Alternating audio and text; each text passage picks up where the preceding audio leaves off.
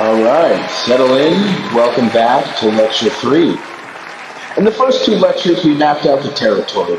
Christ consciousness, Antichrist consciousness, both as modes of being. We talked about the matrix, the serpent, absolute good, versus the knowledge of good and evil. We sorted out the whole menage of demons, devils, Lucifer, the beast, and got our taxonomy straight. And we examined how Antichrist consciousness brings about its own apocalypse in civilizations every single time. Tonight we're going deeper. Tonight we're going to talk about the parasitic mind. Let me start with a question that nobody wants to ask. When did you first lie to yourself? Not to someone else, to yourself. When was the moment you split? Because that's where it starts. That's the genesis of the parasitic mind.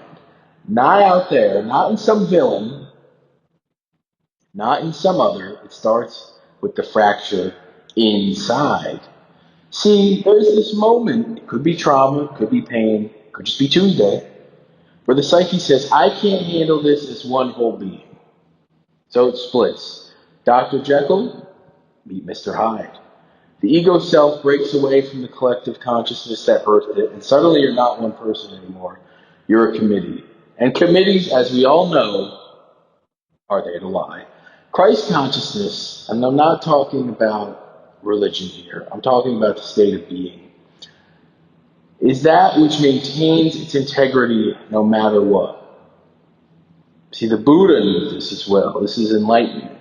The mystics knew this. It's whole, it's unified, it's the same in the boardroom as it is in the bedroom, as it is in the kitchen at 3 a.m. when nobody's watching. It doesn't shape-shift because it doesn't need to. But Antichrist consciousness, it's more slippery. It's like mercury, but all the time. It changes depending on who's in the room, what the situation demands, what it thinks it can get away with. One truth for these people over here, another truth for those people over there. It thinks this is clever. It thinks this is sophisticated. It says, I'm adaptable, I'm strategic. No, actually, buddy, you're fractured. And here's an axiom for you. As above, so below. As within, so without. What goes on inside you will manifest itself outside of you. Jung called it shadow psychology. That dark twin that does all the things you won't admit to wanting, but it's simpler than that. It's really physics. It's a fractured internal state that creates a fractured external reality. See?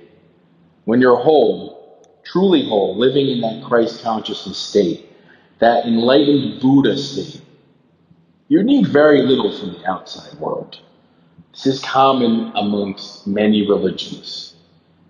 It's not about seeking outside of yourself, it's about seeking whole unity within yourself. Why? Because you contain everything within you. This is that as within, so without. It means for what you hold inside yourself, you can do without it from the outside world. If you have confidence in yourself, within yourself, you don't need external validation. That's true confidence. See, that's how it works. You're not desperately grasping for validation, for resources, for the next hit of whatever fills that void. No.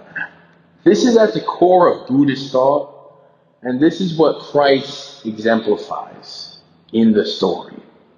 Wholeness needs nothing because it already knows it has everything. See? But when you're fractured, when you've got that split, that part of you that has lied to yourself, right? Now you hunger, now you become parasitic.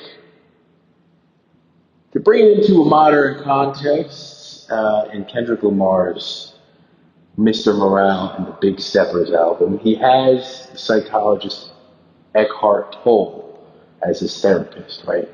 And he talks about this thing. He talks about it for a reason. It's this thing called the pain body. It's kind of like the accumulated trauma, the unprocessed hurt of the psyche. And here's the kicker.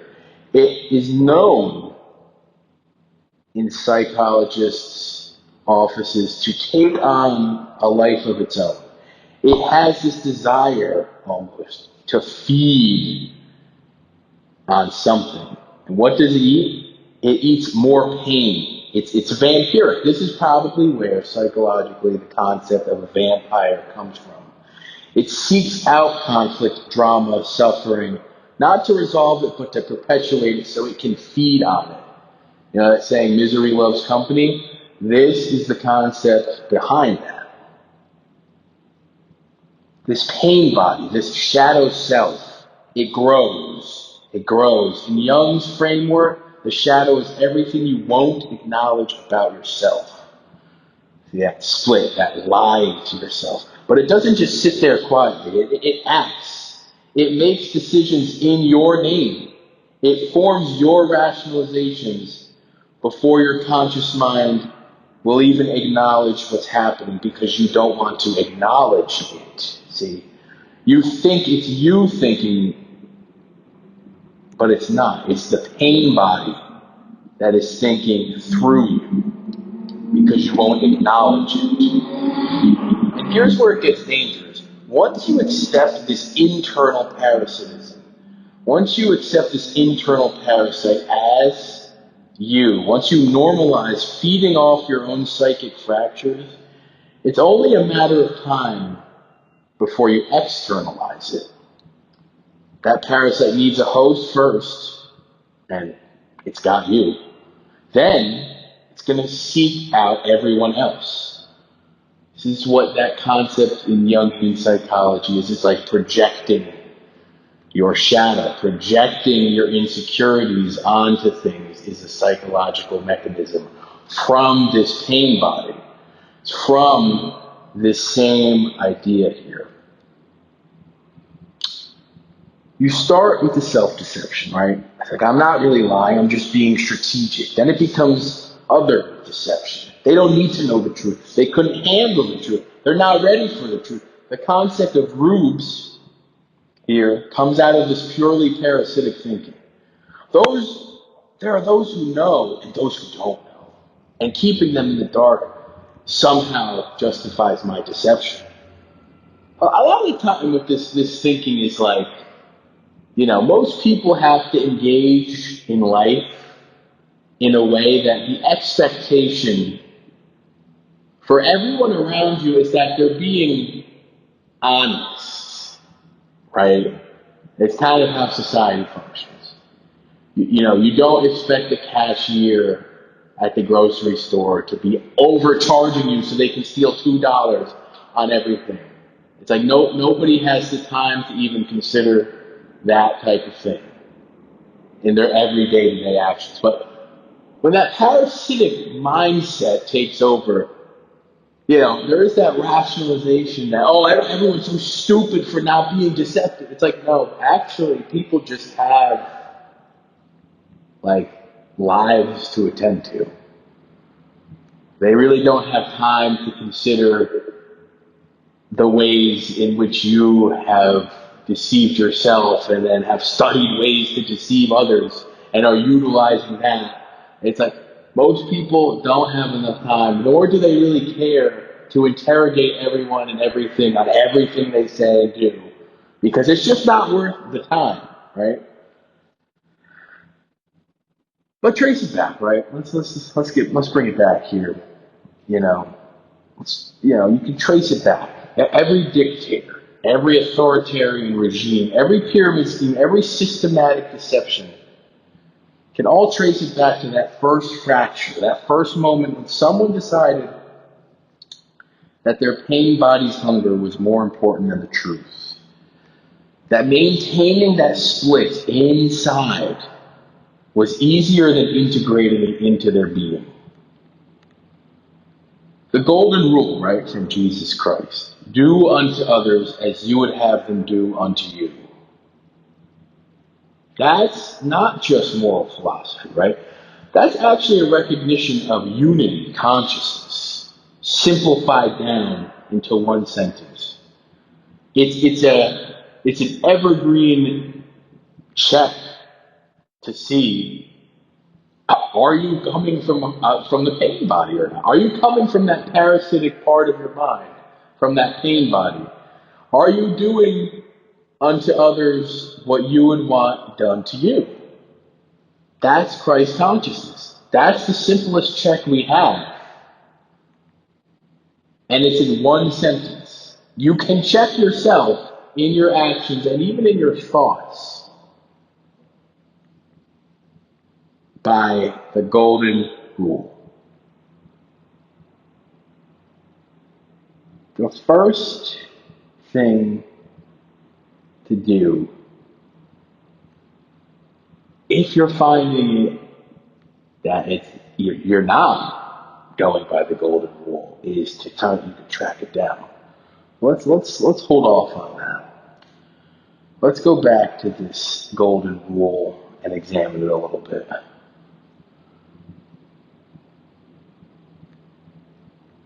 If you look at it carefully, it really is Christ consciousness acknowledging that there is no other.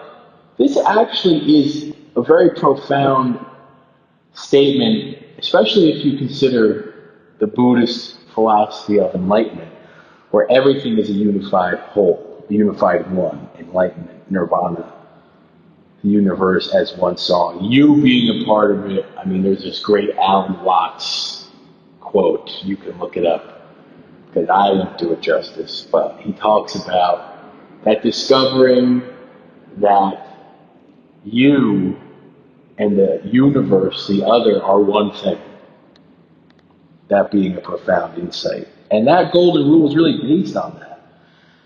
It's the acknowledgement that there is no other. We're all one thing. We're all the universe experiencing itself subjectively. We're all a part of it. But that parasitic mind, it needs the other. It needs someone to feed on, to be better than, to exclude, someone to fear. Once you've started to draw those lines, right? Once you've decided who's acceptable to be a parasite to, those lines just keep moving. We've seen this in history. Those lines keep moving. First, it's your enemies, right? Way overseas. These people over here. Then it's, some people in your country, some people in your town, some people near you. Then the next thing you know, it's your neighbors. Then it's your friends. Then it's your family. The parasite doesn't care. It just needs to feed. It keeps going. Look at our technology. Look at our surveillance systems. Palantir building this digital infrastructure without public consent, without national discourse. Ask yourself, is Peter Thiel really trying to regenerate society? Or is he feeding his parasite? This is a guy who made billions of dollars from a company, PayPal, whose really big claim to fame, his big blowing up, came from a website where people can sell used underwear to other people on the internet and ship it to them for money, eBay. The internet's garage sale website. Peter Thiel has made money, right? So where is he getting this drive? Is he feeding his parasite? Is Silicon Valley creating connection, or is it just mining us for attention? Are we building tools for wholeness, or are we constructing parasitic frameworks that can scale infinitely, feed endlessly, without ever having anybody to confront who is benefiting from it, and without having to confront its own fractured foundation? See, the parasitic mind does begin to build systems that excuse itself, right? It really starts to build around its lies. It builds around what its original fracture is. It will build system after system on top of itself, unconsciously even, just to make the cognitive dissonance of that fracture seem lesser by exerting that outwardly instead of inwardly. You know, the person who is insecure and projects that insecurity onto others, unconsciously they are not only feeding that parasite, but they're also trying to influence reality on its behalf, right? This is really the crux here of how the parasitic mind rationalizes a lot of things. Okay, every institution, every rationalization, every complex justification is all designed to avoid simple truth. The split happened, the fracture exists, and they're not healing it. And, you know, we've built an entire civilization on top of it if we allow it. Well, the parasitic mind will build an entire civilization's worth of nonsense just to keep anybody from discovering its truths. This is the sort of general gist of it, right? It's sort of the way, the modus operandi, if you will, of the parasitic mind. It will put out barriers so that it can rationalize them and rationalize not acknowledging the core truths. So this is what we unpack tonight. How the parasitic mind moves from individual psychology to collective psychosis. How self-deception becomes cultural deception. How does a personal shadow become a societal darkness? And most importantly, how to spot it, how to resist it, and how to choose wholeness instead. Well, here's the thing. I've already given you the biggest tool to resist it personally, and that's Jesus' golden rule from Christ consciousness. You don't have to be a living, perfect Christ figure in your life. Now, that's not what we're talking about here.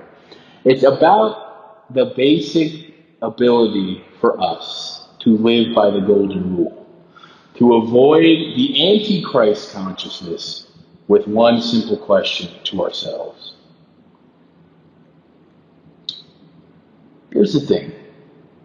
It's crucial to understand that nothing with the parasitic mind, and what we're going to get into a little bit deeper here in a moment, is inevitable, unchangeable, unfixable. The fractures can be healed. The parasite can be starved out. Integration and reintegration is always possible. But first, you have to see it, you have to acknowledge it, you have to name it, you have to understand how it operates and what is happening. You know, and you have to be willing to be accountable for the actions of your parasite. You have to be if you want to fix it. Because otherwise, you're still in that fractured state of self. If you don't want to acknowledge the actions that your parasitic mind has caused. Because, once again, that is the parasite. That doesn't want to acknowledge it. See? That's what it is. And we're naming it right now. So let's begin. We're going to talk about how a soul fractured, how a psyche splits, and how that split becomes the seed of every deception that follows. Let me show you how this works. So, pretend I have a whiteboard here. If you're listening on a computer, pull up a picture of the tree of life, the Kabbalah. We're going back to the Kabbalah. We're going to hit these demons right where they are. We're going to hit them right where they are, right on the tree of life. Okay? This is where they are. This is where they're hanging out. This is what I hear. Now let me demonstrate something for you, okay? We're going to trace the exact path of degeneration through what the Kabbalists call the husks. We talked about this in the last lecture a little bit. Remember, these are the shells of virtue. What happens when you still have the shape of the virtue, same area, you have that empty form without the true divine nature and balance of that virtue, that sphere. So we're going to talk about a little bit about that. I'm not going to say the names of these things directly. I don't want to grow. We don't want to feed. We don't want to feed that. We don't want to grow. We don't want to speak it out loud. So I would just simply say it's the opposite, or the Qlippoth of whatever's on the tree of life.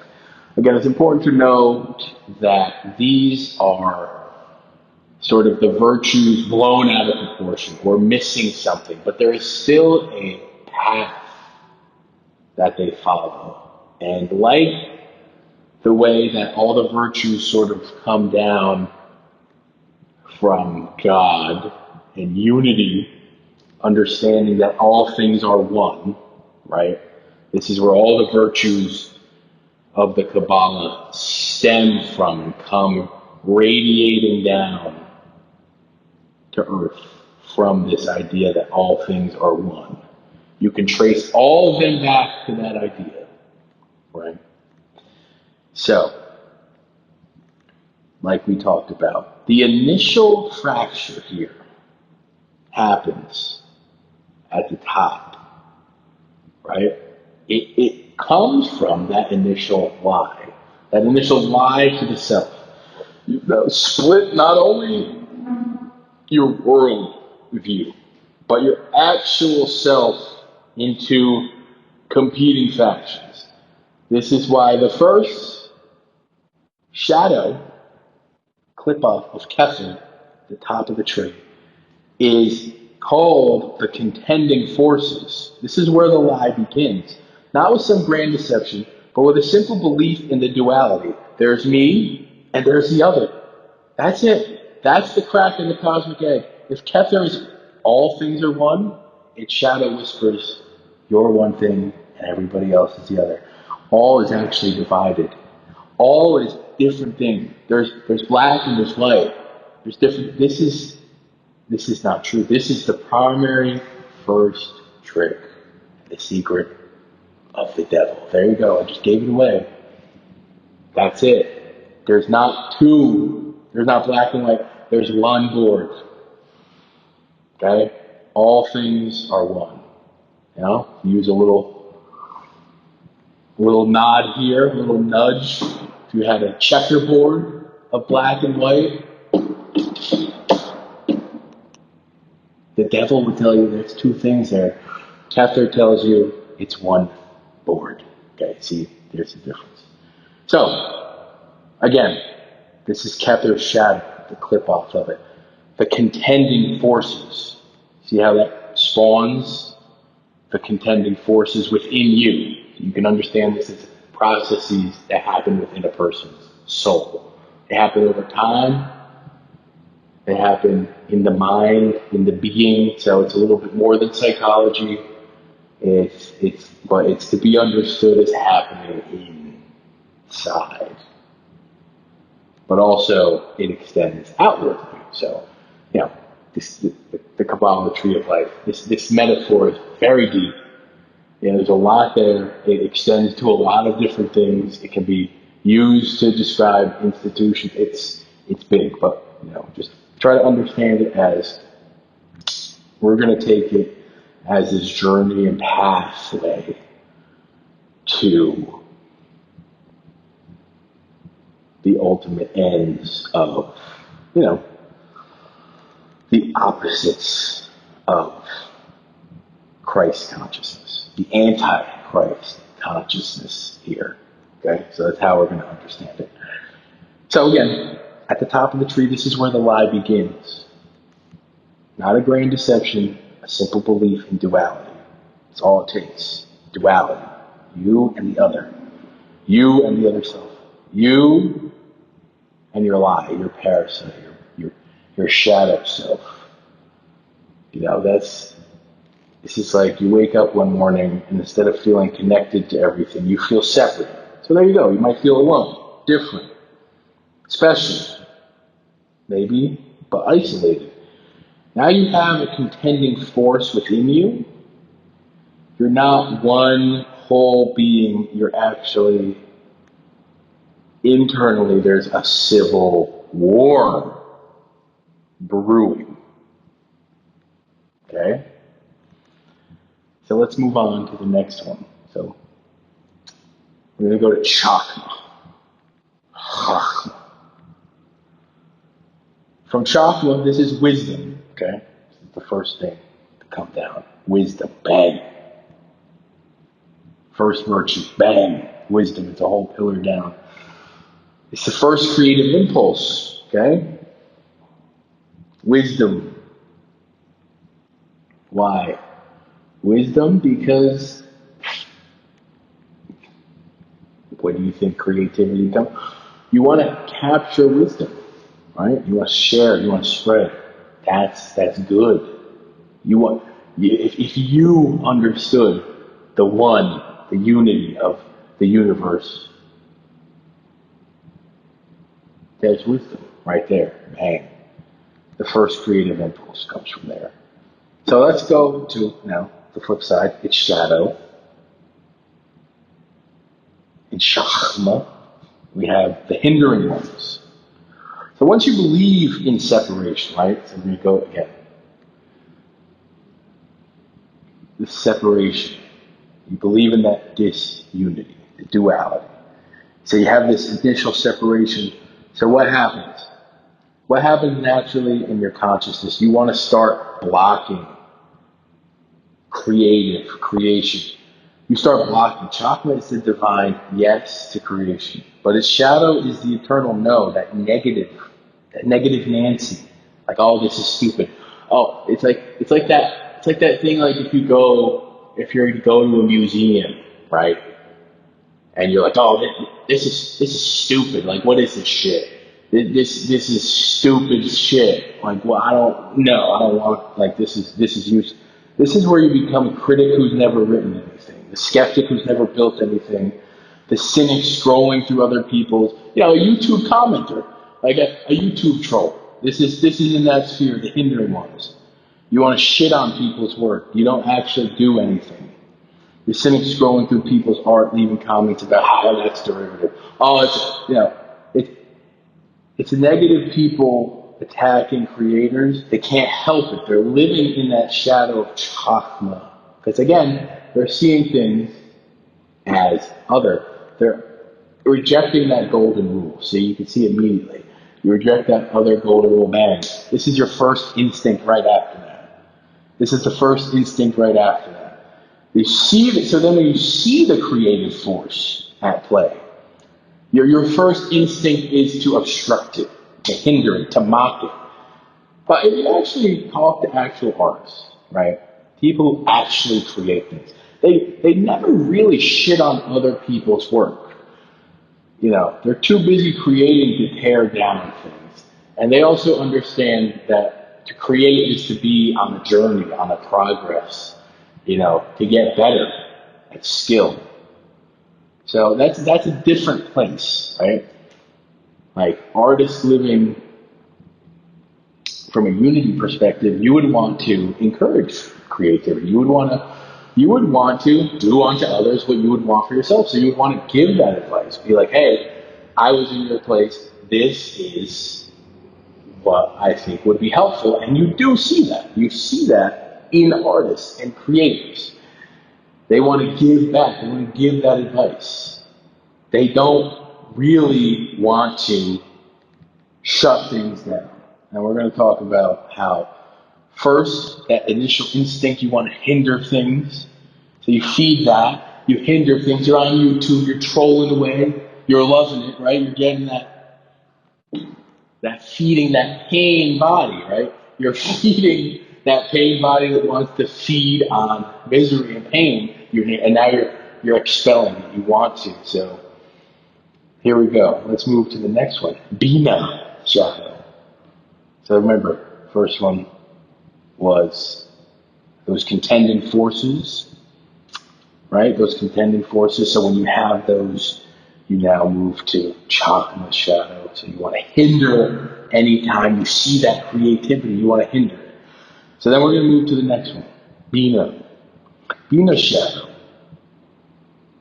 Bina gives to the formless understanding to the mystery. It's knowledge, right?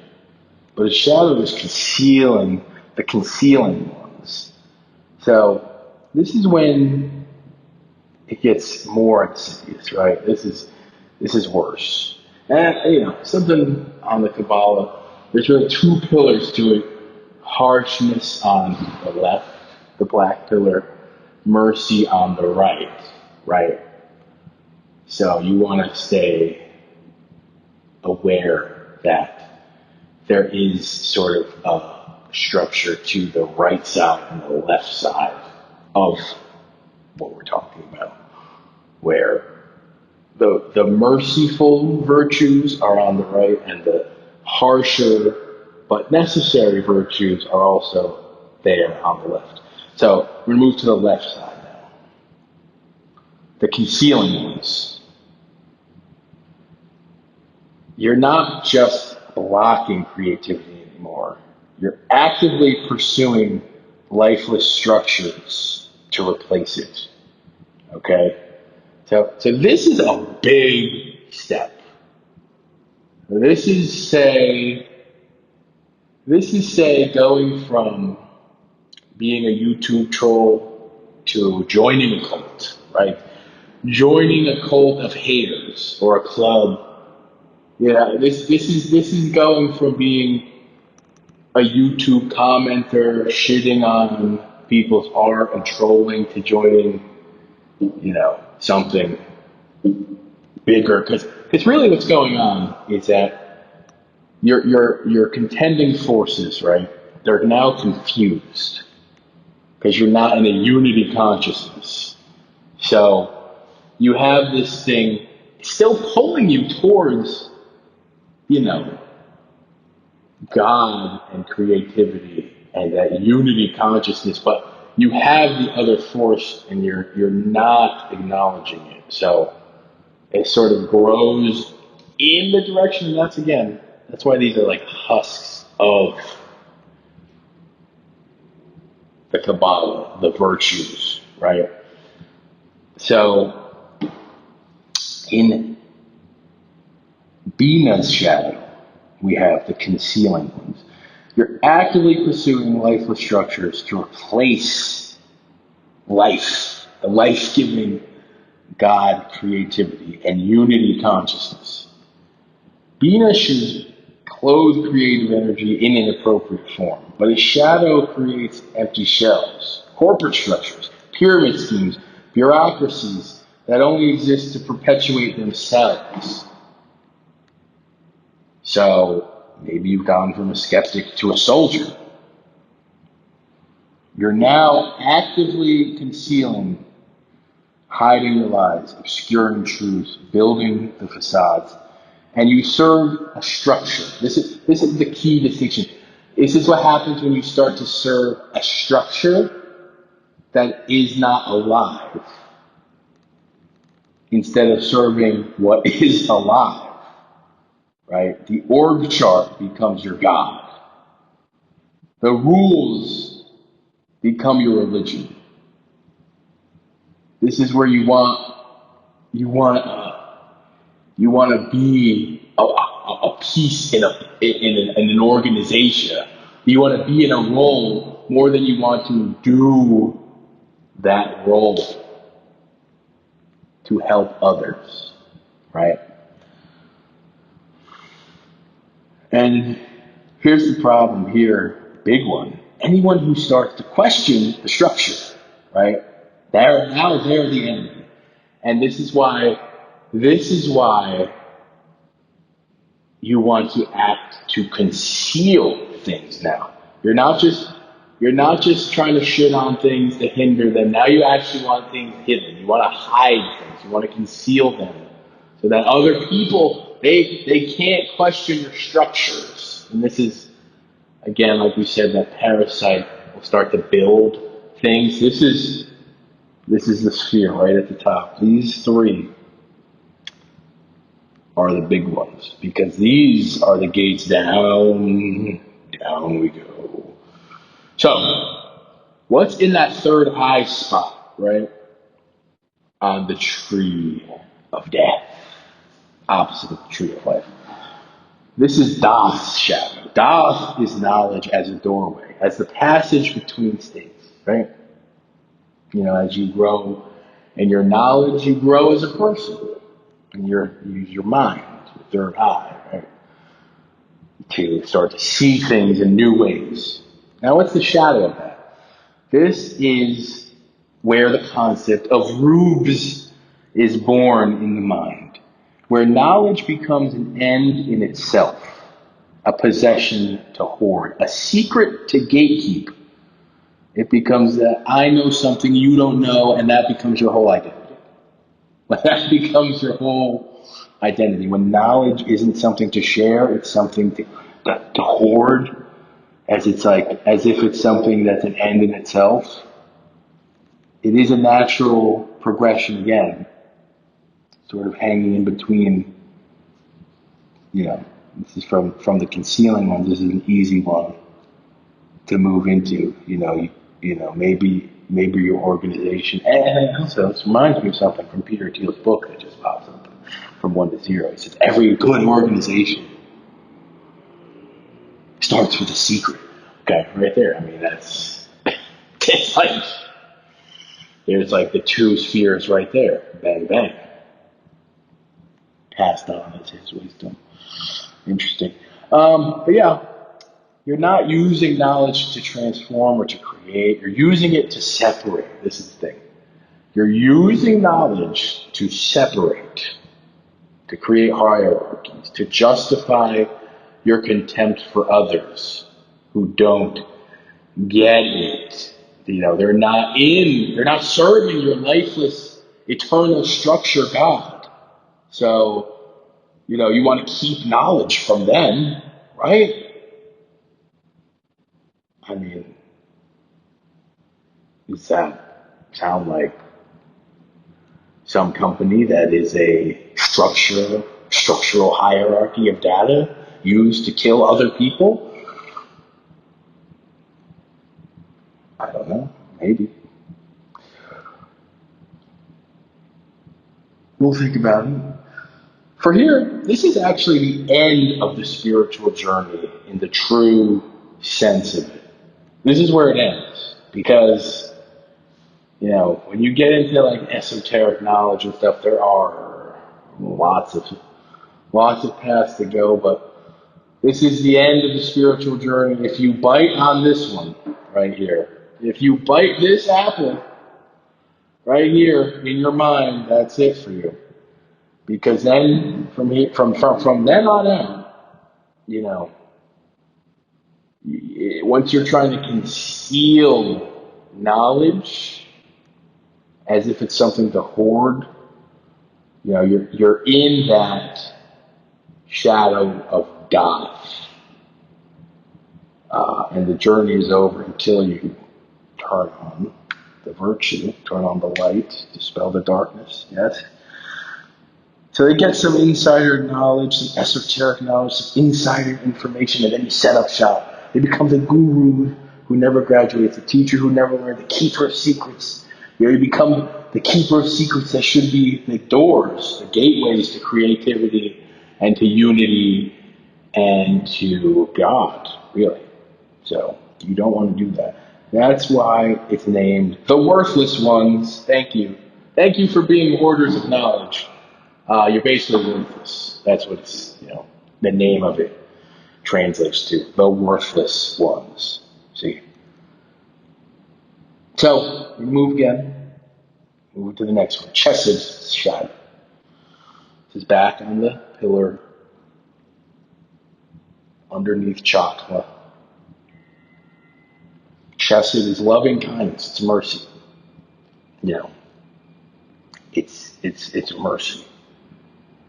it's kindness. It's loving kindness. So what's its shadow? This one's kind of interesting too, because you would think that its shadow would be hatred, right? It's actually not. But it's something that can kind of boil into hatred in a weird way. It is the possessive kind of love and kindness that kind of turns into controlling, kind of turns into like ownership and possession. It's a smothering kind of love. A smothering kind of love that becomes negative. It becomes a negative. It's too much. It's over the top. And this is the best example of like what the actual difference between, the Qlippoth and the Sephiroth are. And you can really see it in this one because loving kindness is good, right? So it's not its opposite. It's like it taken too far. Or it really is the husk of it, the virtue without the meaning. It's like when you,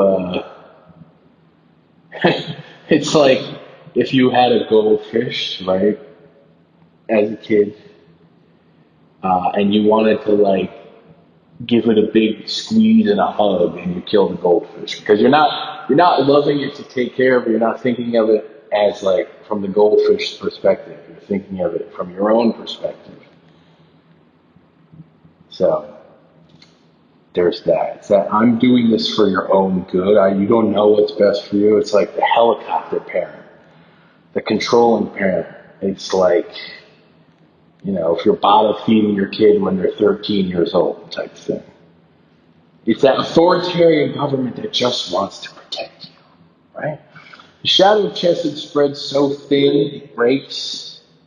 It exhausts its object with borderless, suffocating benevolence. It's the hug that won't let go, the help that creates dependence, the charity that actually ends up being humiliating. This is called the smiting ones. I think it's better translated as the smothering ones. There's probably more to that I'm giving you credit for, so we'll move to the next one on the other side of it.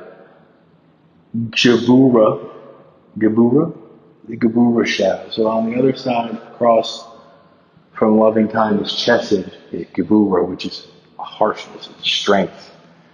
It's severity. It's the necessary severity. It's judgment rendered wisely with knowledge. Its shadow, on the other hand, is, again, taking it too far, swinging the other way. Merciless violence, biased judgments, wrath against life itself, just for the ups and downs of it. This is like being willing to burn the last seed to maintain your structure. It's like salting the earth for no reason, destroying the village, total war as opposed to strategic conflict. You've lost sight of why you started. You're not really doing like judgment, severity. You're going over the top. You're going over the top. And that original wound is so buried under the rationalizations that you commit atrocities to maintain a lie. This is where just following orders, when you're really going over the top, this is where genocide gets rationalized. This one's really ugly. Structure, again, you might be thinking, again, remember, this all stems again from replacing unity with some sort of eternal, lifeless structure. And when you want to believe that structure must be preserved at all costs, and you're willing to really do anything, murder justified, genocide justified for this structure, and you're in this sphere, Jabura's shadow. It's called the flaming ones. So now let's move to the heart of darkness, right? This is the heart of evil, if you will, is in tree of life, we have Tiferet. This is the heart. This is beauty. This is harmony, the heart that seeks beauty. It's Christ consciousness, the Tiferet, Christ consciousness. Its shadow on it.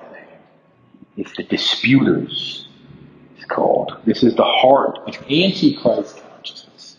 It seeks out the active concealment of beauty. And you can see why this is positioned center on the tree and just about connected to everything else. When you seek out in your heart the active concealment of beauty, right, this is how you can also end up in all of the other spheres here. You can end up anywhere else on this tree when you are actively seeking out the concealment of beauty as a concept. Not just failing to see it, but actually working to ensure that others cannot see it either. Creating confusion instead of fusion, sowing discord where there should be harmony. This is the heart of evil. This is the heart of the Antichrist consciousness. So this is something that you need to actually recognize as Antichrist consciousness, because it's how you end up in all the others, and it's a very basic check. Do you want other people to see beautiful things? If you don't, and you actually want to conceal beautiful things from other people, this is the disputers. Because then you're gonna be disputing everything. You're gonna have to come up with excuses. You have to be a liar. You must be a liar if you're in this sphere, in this state of soul, in this state of mind. There is no honesty that can come from your heart and your mind if you are actively trying to conceal beauty. The shadow of Tiferet wants to make everything ugly, and it does. It makes everything ugly. It makes everything complicated and disputed. It can't stand simplicity, clarity, beauty. It has to muddy the waters. It has to complexify the simple. Debate the obvious. This is where both sides' rhetoric lives, when one side is clearly darkness. Among other things. So let's move on. 2. Careless destruction of Netzach's shadow. Netzach is victory through endurance, a natural force guided by wisdom, right? It's like the end result of wisdom type of thing. It's like that pursuit, that endurance that you need to do something wise. Its opposite here is about pure carelessness. It's about creating life as carelessly as you destroy it. No wisdom, no mildness, just endless production and destruction without meaning or purpose. This is inherent in consumer culture, right? This is planned. This is the sphere of like planned obsolescence.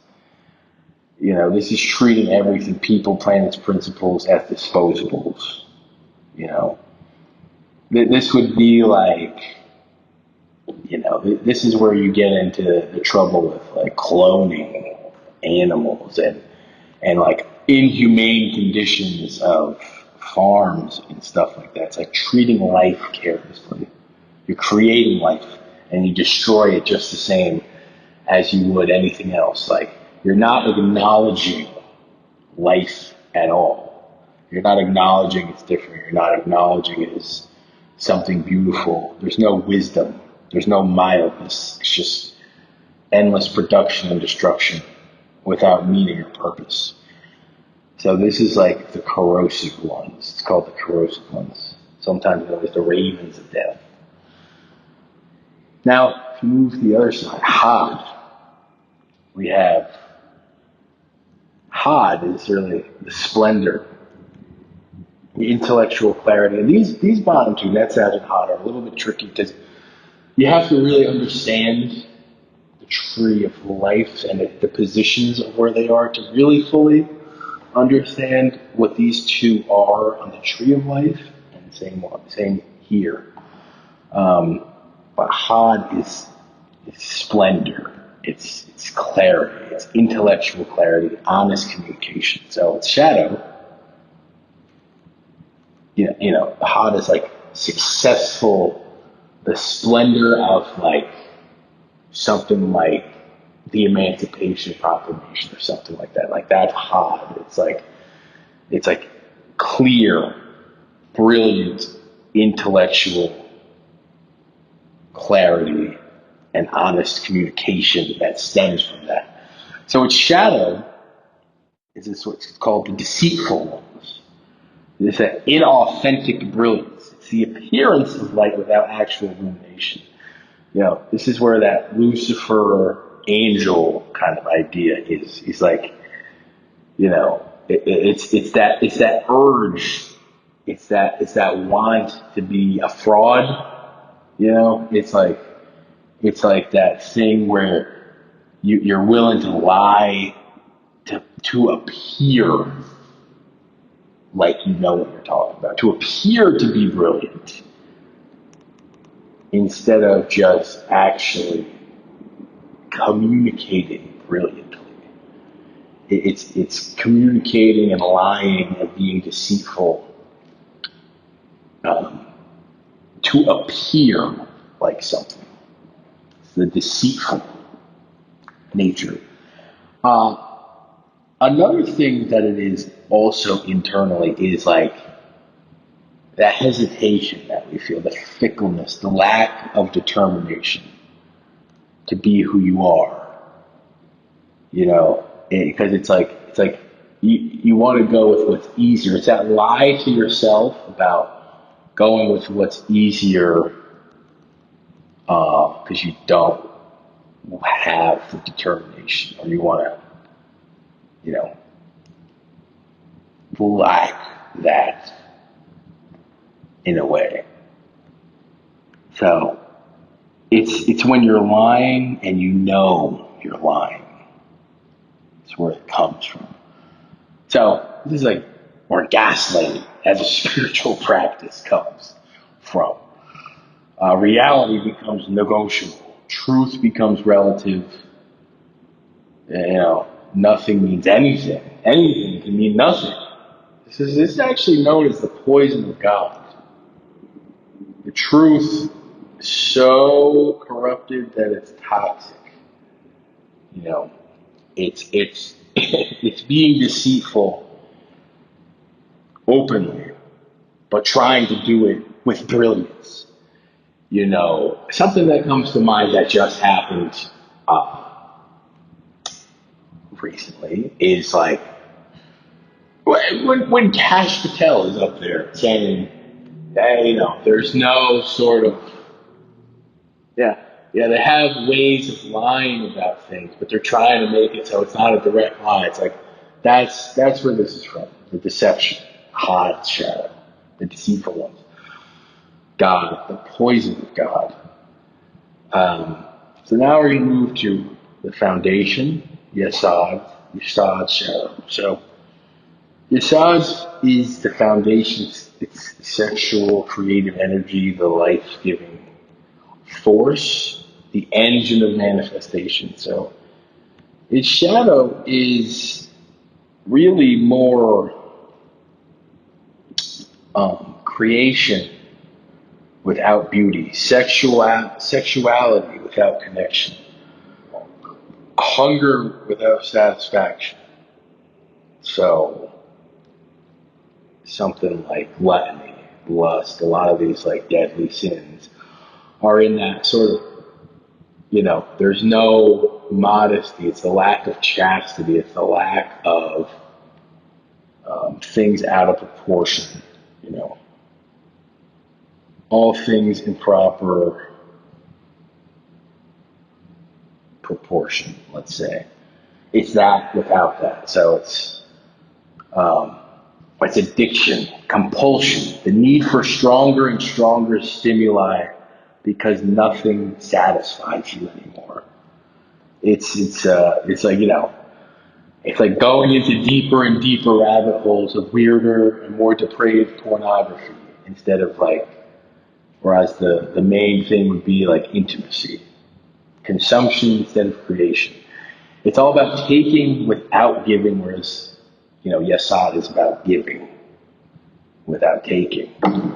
So this is the sphere where vampirism becomes literal, and that parasitism this is a foundation of parasitism. Sucking vitality and creativity from others while believing you don't even owe anything in return, not offering anything in return. You're just a life sucker. You're just a parasite. So there it is. The parasitic mind. It's right here. And then another thing it does is because you're disconnected from unity, and it's still that urge to create in the same way that the urge for intimacy and love might, be misconstrued and come out as like over-the-top sexual lust without wanting that, without going for that connection. You end up creating abominations in a creative sense. If you take it in a creative sense, it's like you just want to create anything. You don't want you're not trying to make something beautiful. So what the tendency there is to create shit that's disgusting. You create abominations because you're creating without attempting to try to make something beautiful. It's really the only thing left if you're not trying and striving for beauty. And then we finally move to the final sphere, Malkuth, which is the earth. It's a combination where all these things are happening, coming down in reality on earth. It's Malkuth and the body. Malkuth is the kingdom, actual physical manifestation where all this is happening, where all this stuff in spiritual is happening. So its shadow is known as Lilith, Queen of the Night. My name is Legion, for we are many. This is the culmination where all the shadows condense into one point of maximum density, and it is known as the disgracing spirit of nature. And that makes a lot of sense, right? It is the actual spirit of disgrace that emerges from all of that other shit that we just talked about. All that shit. So what's left after you've walked down this entire path? There's nothing left but actual disgrace waiting for you. And that makes sense. That's true. That's true in society. That's true in life. And that is this bottom path, this bottom sphere, is what so much bullshit is about avoiding. That disgrace that needs to happen because it's only natural. It's only natural. And that's honestly a big problem with this Epstein situation, is that they're not allowing the actual disgrace to happen by institutionally trying to block it. And the other thing is that disgrace is so prevalent that even with all the concealment of the institution, it's still there. Still there, product of nature. Look at that. All of the Qlippoth, all the evil leads to disgrace. And that's why there's so much concealment required in every step. Each shadow hides the next. Each lie builds on the next. And by the time you reach the bottom, you're so far from the light, you can't even remember what it looked like. That's the spirit of disgrace. So, you can see the progression here. It starts again. Believing in separation, that duality, that blocks your creative force. So then you want to hinder others. And then you want to conceal it when you start replacing that duality, that unity with a lifeless structure. So then you want to gatekeep knowledge And then you still have that craving for love and mercy, so you might smother someone with false love. And then you might burn them with excessive severity when that doesn't go too well. You'll dispute and confuse beauty at every step from your heart. And you'll corrode without care. You'll treat life and death as no different. Life is no different than inanimate objects. The living is the same as a rock. You deceive as your foundation. You create obscenities. And you ultimately end up manifesting nothing but disgrace. Each step makes the next one easier. Each shadow enables the next shadow. It is the system of spiritual degeneration and degeneracy. And here's the kicker. This is what the parasitic mind blocks you. It doesn't want you to know this. So at any point, you can turn around. Once you have actually gone and pulled up the actual virtue, it automatically dispels its Qlippoth, because living in the virtue truly is enough to dispel the Qlippoth. And we've already given you the golden ticket. Jesus' golden rule: do unto others what you would want others to do to you. It's that simple. If you're not following that, look at all this other shit that's waiting for you. And you can see it in real life, it's self-evident. And also, if you're living with all the virtues, on the other side of things, you don't end up with disgrace. You end up with amazing grace. Well, it's pretty good. The path up is always there. But you need to be aware, you need to figure out where you are. You need to see how far down you've gone and where you are.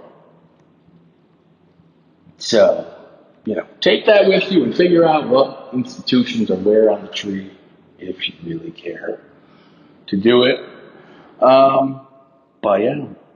So now we can sort of see the full picture, right? We've broken down how this forms from a self-deception. A single lie to yourself can bring about all that other stuff and spill it out into society, because that's the natural path of the mind and soul that we just discussed. The parasitic mind isn't just a metaphor. It's the inevitable result of lying to yourself. You walk down that path of husks. So let me tie this all back together. What we said at the beginning, the parasitic mind starts with that fracture, that first belief in duality that creates those contending forces at the crown. But look what happens as you descend through each shadow sphere. Each step isn't just corruption, it's a whole feeding mechanism. It creates a whole other feeding mechanism, a new way. And all these can be going on at once, too. A parasite, by definition, feeds off a host and gives nothing back. Look at the path. The contending forces creates a split that makes you need external validations. The hindering ones block others' creativity, so you don't want to see or give out external validation. You produce nothing. The concealing ones build structures that extract value without creating it. Once you don't want other people to have validation, you want to join something that's also feeling that vibe. So you want to help conceal anything that would get external validation, right? See how this all ties together. And then you have the mind of someone who wants to hoard knowledge and maintain power over the rubes. The smiting one, you end up in a situation where the only thing that you can do, you can't really love anybody when you're in this mode. You want to smother them with care and possession, and you want to create that dependence to you. over them. That's not love, that's not mercy, that's not kindness. And then on the other hand, when that bounces back, you want to destroy everything. You want to destroy everything to maintain your control. You'll destroy everything. You'll salt the earth. You'll burn everything down when there's a minor inconvenience, because that is where you're at. And then in the heart of that is the disputer. You have a heart of a disputer. You want to prevent others from ever finding beauty or truth in anything. So you want to destroy it. Once you've destroyed everything, you want to prevent other people from ever finding there was beauty or truth to begin with. And the corrosive ones, you want to consume without regeneration. You just want to treat everything like it's a rock, like there's nothing to it, there's nothing else, there's no beauty, there's no truth. I destroyed everything, I can make everything, like it's fine, it's all the same thing. No, it's not. The deceitful, you want to extract the trust through lies. You want to lie about everything. What, are you going to be honest about that? Are you going to be honest when you're not even honest with yourself? No. And you just destroy everything? And you don't think life is any different than a rock?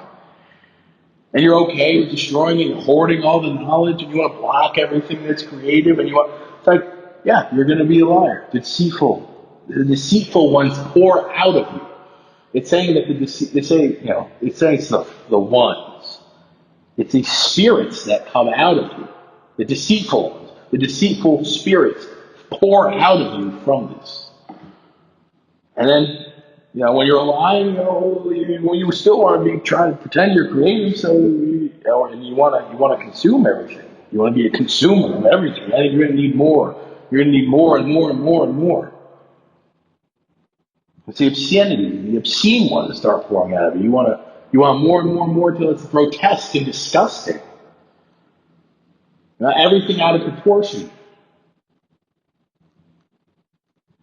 And then what are you left with? Pure extraction. The legion of these spirits feeding on everything around you because they're just pouring out of you.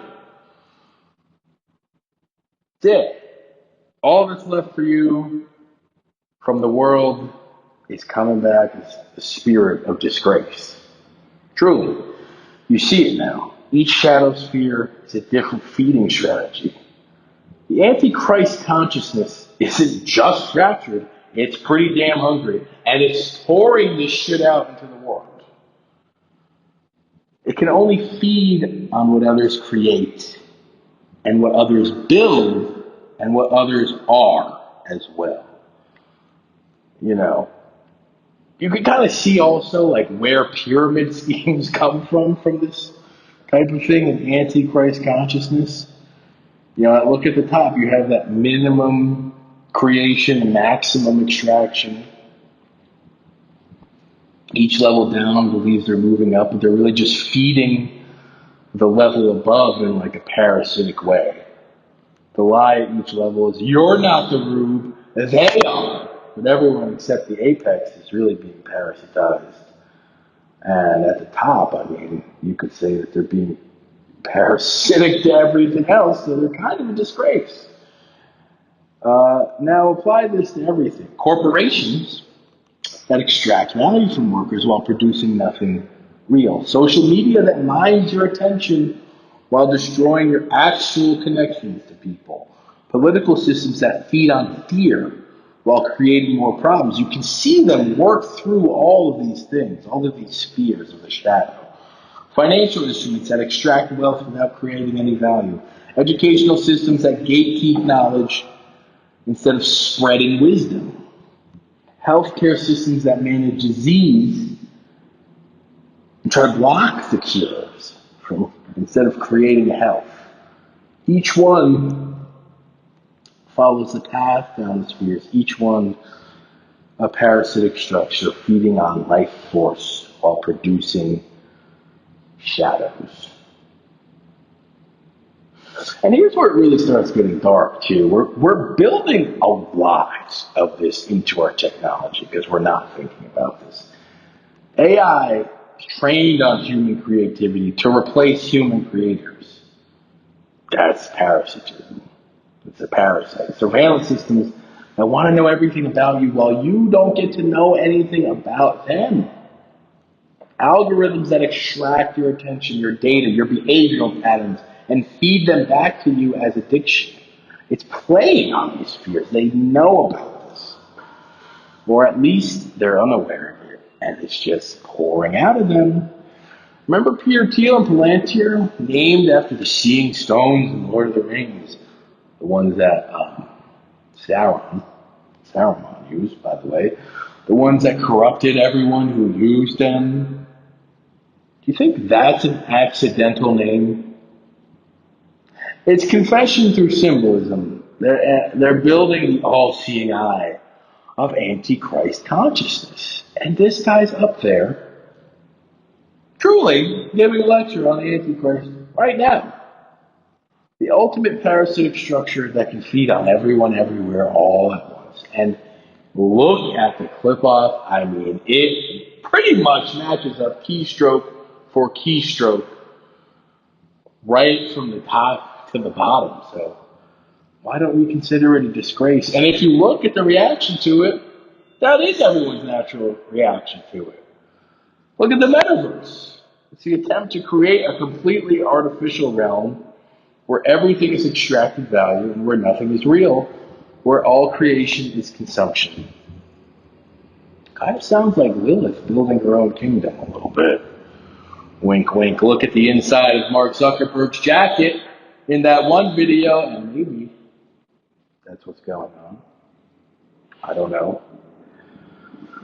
But here's the fundamental problem with the parasitic mind. It believes in fractured reality. It doesn't understand at a certain point that there is that unity. Again, you see it in the very first sphere after that disconnect. Christ consciousness, on the other hand, maintains coherence. It's the same truth everywhere to everyone at all times. Whereas the Antichrist consciousness, the parasitic consciousness, has different truths for different people. One story here, another story here. It thinks this is clever, but it's really just entropy. And again, the Christ consciousness is the same to everyone, everywhere, all the time. It's sustainable because it's aligned with reality. The Christ consciousness is perfectly aligned to actual reality. That's what makes it sustainable throughout the ages. But Antichrist consciousness, this is a dime a dozen consciousness. You know how many things have been built on Antichrist consciousness that we've never heard of? Probably a lot. The energy required to maintain multiple realities, multiple lies, multiple deceptions all the time gets to be too much. The energy required increases exponentially. Christ consciousness spreads effortlessly. It's like, dang, guy was sick. I gotta tell you about this. Eventually, the parasite consumes more energy maintaining the lie than it can extract from its host. And this is why and where every parasitic system eventually collapses. The Soviet Union, Enron, FTX, every pyramid scheme ever, Jonestown, every cult ever, they all follow the same pattern. There's some initial success through the extraction, and there's the increasing complexity to maintain deception. And eventually there's collapse when the energy requirement exceeds the energy available. Simple math, chemistry, and physics. The parasitic mind becomes a rationalization machine. Each sphere down requires new lies to justify the previous lies. And at a certain point, they stop caring about even making the lies make sense. By the time you reach the bottom, you need an entire ideology that makes no sense, an entire worldview, and of course it will only make sense to that structure, wink wink, that you're a part of. So you'll need an entire reality distortion field just to maintain that original split in someone's personal soul, where they started lying to themselves. I'm not parasitic, I'm smart. Has to be a lie, they tell themselves. I'm not extracting, I'm creating value. A lie, you tell yourself. I'm not lying, I'm managing perception. A lie you're telling yourself about lying to yourself while lying to yourself. You see?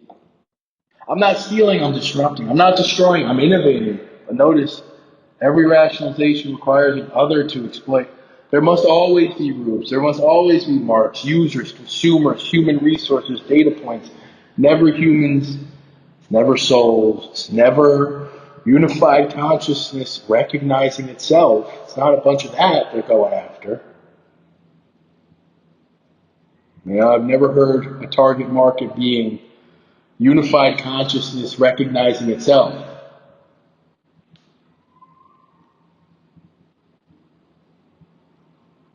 Here's what the parasitic mind doesn't understand either. It's starving itself of the true bread, true life. Every time it feeds, it diminishes the source of what it needs. It gets further from that unity consciousness. It's like a vampire that doesn't realize it's turning everyone into vampires. Eventually you can't even see yourself in the mirror. There's no blood left for you to suck. This is literally what we're seeing in real life. Extractive capitalism consuming the planet. It needs to survive. Capitalism doesn't need to operate that way at all. It doesn't. Not even built. It's built to be flexible. Consider that. Social media destroying the social fabric it needs to exist. Politics of division destroying the unity required for governance. Technology replacing the humans it needs to have meaning. The parasite thinks it's winning, but it's eating its own tail. Think about it. Want to know if you're dealing with parasitic consciousness? Here are the tells. 1. Shape-shifting narratives. Story changes dependent on who the audience is. If you're an insider, there's one story. If you're an outsider, there's another story. There's gatekeeping behavior. Knowledge and resources is hoarded rather than shared. Extraction without creation. Taking value and producing nothing real. Complexity worship. Simple truths made unnecessarily complex. Other creation. There always needs to be an enemy, a rube, a them. Them over there, it's them. Concealment, imperative. Transparency would destroy the whole system. That's a big one. Anything like that, you know you're dealing with parasites. Rationalization chains. Each lie requires 3 more to support it. And there is no bottom. And if there is a bottom, they definitely don't want to get to it. And they will just leave the conversation, leave the room, create a distraction to never make sure that the rationalization gets to the bottom of the chain, because at the bottom of the chain, there is no rationalization. Energy deficit requires constant input just to maintain itself. Beauty aversion cannot create or tolerate genuine beauty. Seeks to get rid of it, seeks to hide it, seeks to prevent other people from seeing genuine beauty. Disgrace projection accuses others of what it does itself. So, those are your signs of the Antichrist parasitic consciousness. Does it sound familiar? I mean, I'm just comparing consciousnesses to the story of Jesus Christ. Here's the thing, and this is crucial. We're all infected to some degree. We all have these shadows, these husks, these parasitic tendencies. We all have the tendencies towards them. The question isn't, am I pure? The question is, am I feeding this parasite, or can I starve it out? Do I need to feed this parasite today? Can I live by the golden rule? Simple. Every moment you have a choice in your thoughts, words, and actions towards unity or division, creation or extraction, truth or deception, beauty or obscenity, regeneration or consumption, Christ consciousness or anti-Christ consciousness. And here's the secret. The parasitic mind doesn't want you to know. It never wants you to know. Choosing unity. Choosing creation. Choosing truth. It's not a sacrifice. It creates abundance. It is abundance. When you operate from a knowledge of wholeness, you don't need to extract because you generate. You don't need to deceive because truth serves you. You don't need to parasitize because you're connected to the infinite source. Christ consciousness is regenerative. It creates far more than it consumes. It doesn't really consume anything. It gives more than it takes. It builds rather than extracts or exploits. Big word. Big word in cyber world. Exploitation. Things build. Christ consciousness builds rather than extracts or exploits. Look at any genuine teacher, artist, healer, creator. They generate abundance from alignment with truth. The parasitic mind says, there's not enough, so I must take. Christ consciousness says, I am enough, so I can give. See? I am enough, so I can give. The parasitic mind says, knowledge is power to hold over others. Knowledge is power to hold over others. Christ consciousness says, no. Wisdom shared multiplies infinitely. The parasitic mind says, I must conceal to survive. Christ consciousness says, transparency is my strength. Remember from the previous lectures, apocalypse means unveiling. The parasitic mind brings about its own apocalypse eventually because the concealment eventually fails. The lies become too complex, the extraction too obvious, the disgrace too apparent.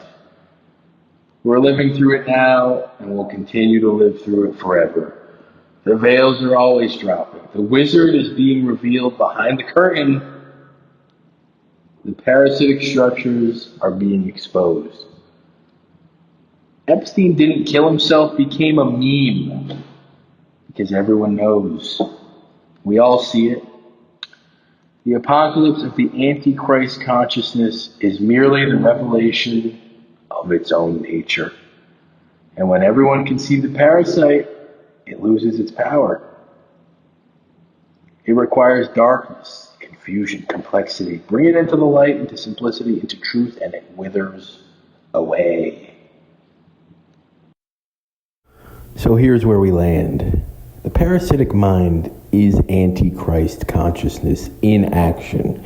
It's the practical application of choosing the shadow spheres over the light, whether that's unconsciously or consciously.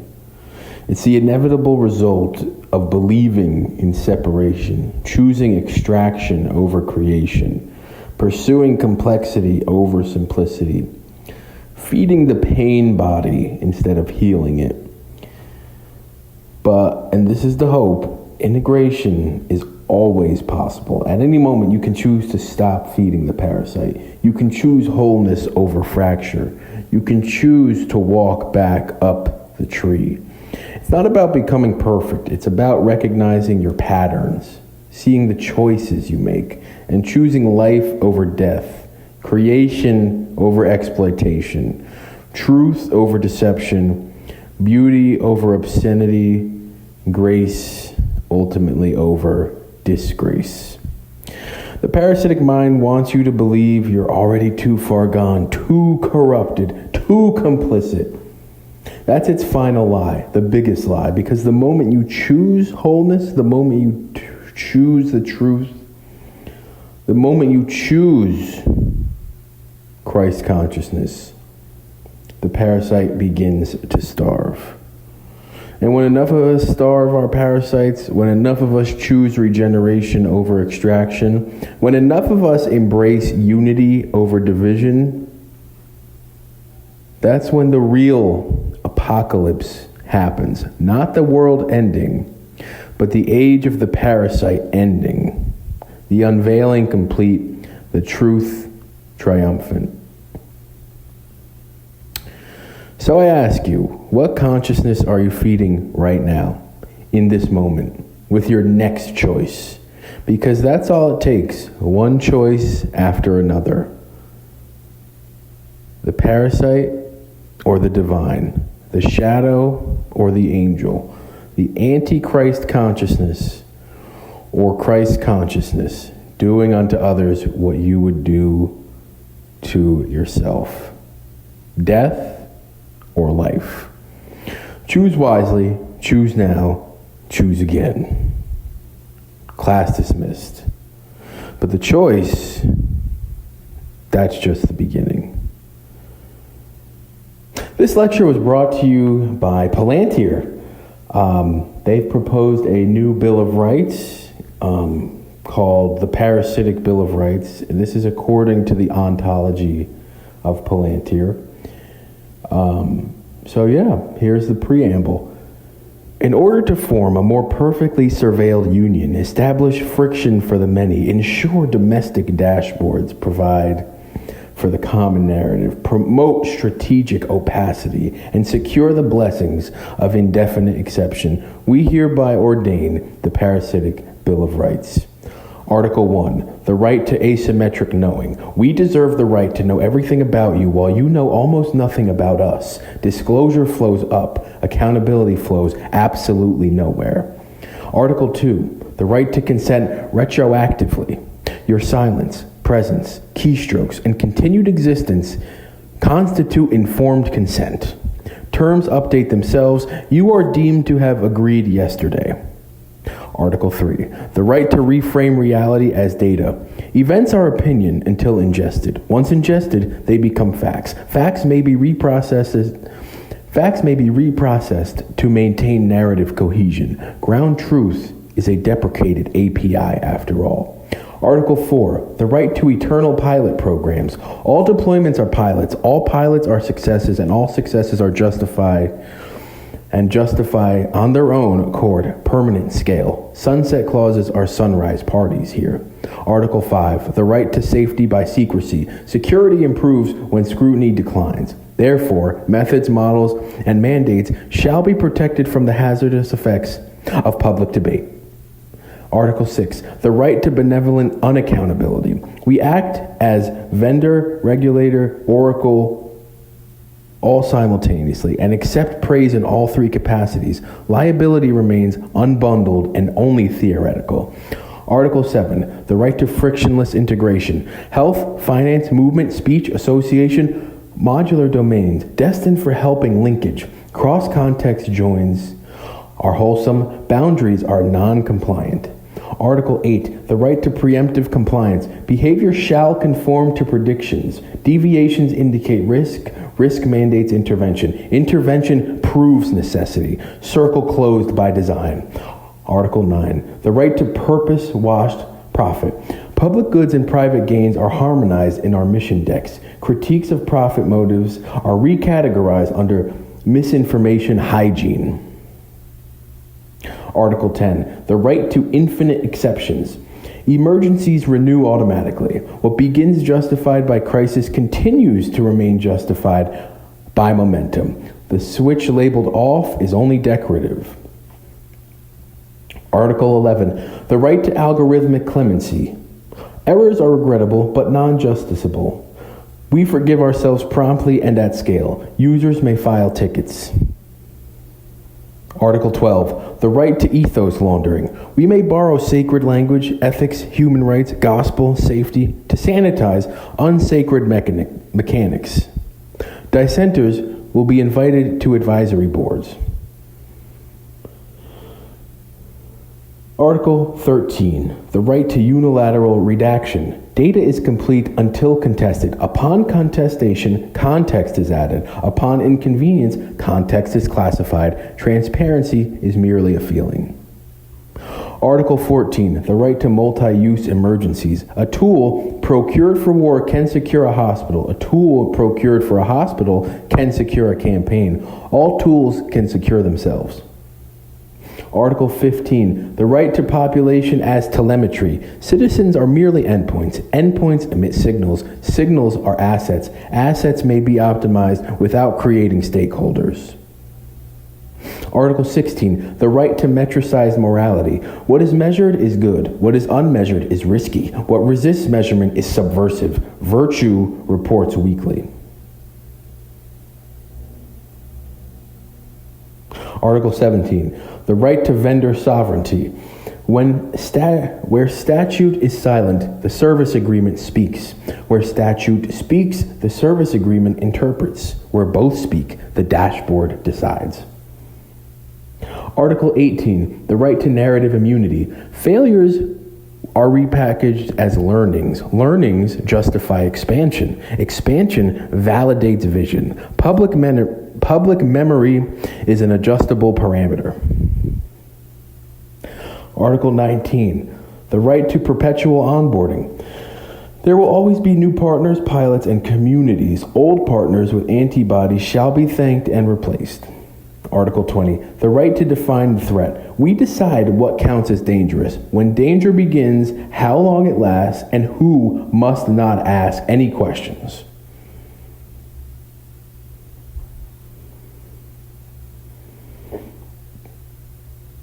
Our codicil and our rights for the public, these are for reference only though. 1, the right to be grateful.